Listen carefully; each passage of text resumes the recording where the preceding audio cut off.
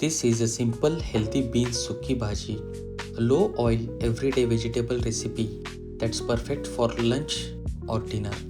For this recipe, I'm using finely chopped beans, onion, garlic, curry leaves, mustard seeds, salt, turmeric, homemade kala masala, red chilli powder, and grated peanuts.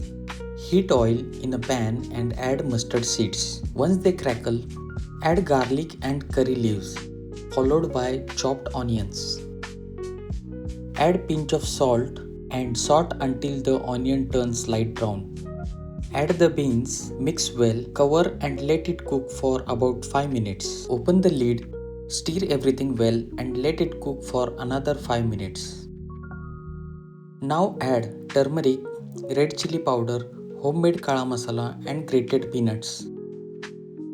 Add salt as per your taste, stir well and let it cook for another 5 minutes. This pairs well with roti and can be enjoyed as a simple vegetable side. Subscribe to Simple Health Kitchen for more easy and healthy recipes.